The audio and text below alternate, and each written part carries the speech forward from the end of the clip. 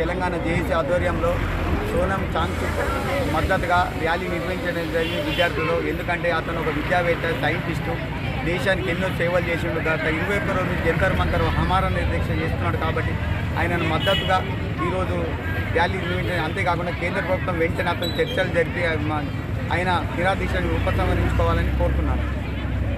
మండల కేంద్రంలో తెలంగాణ జేఏసీ ఆధ్వర్యంలో ర్యాలీని నిర్వహించడం జరిగింది. సోనం వాంగ్చుక్ విద్యావేత్త, పర్యావరణవేత్త, దేశానికి అతని తరపున ఎన్నో సేవలు అందించిన సోనం వాంగ్చుక్ ఈరోజు గత 21 రోజుల నుంచి జంతర్ మంతర్ వద్ద ఆమరణ నిరాహార దీక్ష చేస్తున్నాడు. ఈ యొక్క నిరాహార దీక్ష కేవలం విద్యార్థుల కోసమే, రేపటి విద్యార్థుల భవిష్యత్తు కోసం చేస్తున్నాడు. అయితే కేంద్ర ప్రభుత్వం నిర్లక్ష్య వైఖరిని అవలంబిస్తూ ఆయనతో కనీసం చర్చలు జరపడం లేదు. ఆయనతో చర్చలు జరిపి ఆయన ఆరోగ్య పరిస్థితిని పరిగణలోకి తీసుకుని తక్షణమే ఆయన చేత నిరాహార దీక్షను ఉపసంహరణం చేయాలని మా తెలంగాణ జేఏసీ నందిపేట తరఫున బలంగా కోరడం జరుగుతున్నది. కాబట్టి ఈ యొక్క ర్యాలీని విజయవంతం చేసిన విద్యార్థులకు అందరికీ ఉద్యమాభివందనాలు. ఈరోజు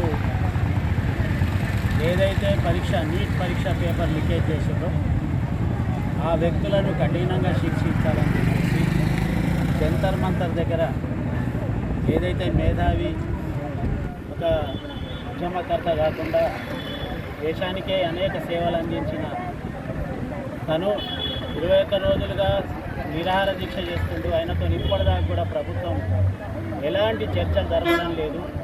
ఎందుకంటే ఇది కేంద్ర ప్రభుత్వం యొక్క అలసత్వము.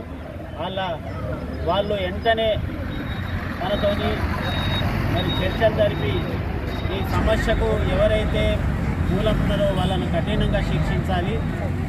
ఎందుకంటే ఇవాళ నీట్ పరీక్ష అనేది లీకేజ్ వల్ల దాదాపు సుమారు 20-21 మంది విద్యార్థులు తమ ప్రాణాలు కోల్పోయినారు. మరి ఆ ప్రాణాలు కోల్పోయిన వారి యొక్క ప్రాణాలు కోల్పోయినా కానీ ప్రభుత్వానికి పట్టింపు లేదా? మరి విద్యార్థులను కాపాడవలసిన అవసరం లేదా?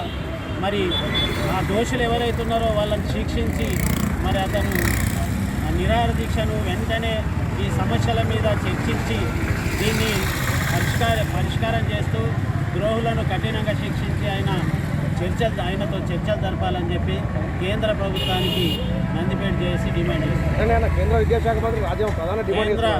విద్యాశాఖ మంత్రి ఎవరైతే ఉన్నారో ఆయనను మొదటి నుంచి కూడా ఈ విద్యార్థులు కావచ్చు లేదా ఢిల్లీలో జంతర్ మంతర్ దగ్గర ఎవరైతే ధర్నా చేసినో వాళ్ళందరూ కూడా ఏదైతే విద్యాశాఖ మంత్రి ఉన్నాడో ఆయనను రాజీనామా చేయాలని చెప్పేసి అనేక ఆందోళనలు జరుగుతున్నాయి. కాబట్టి ఇప్పటికి కూడా ప్రభుత్వం పట్టించుకోవడం లేదు. కాబట్టి ప్రభుత్వం వెంటనే పట్టించుకొని ఆయన రాజీనామా చేయించాలా, వీళ్ళను దోషులను శిక్షించాలా, ఇతనితో నిరాహార దీక్ష విరమించి న్యాయం చేయాలని చెప్పేసి డిమాండ్ చేస్తున్నారు.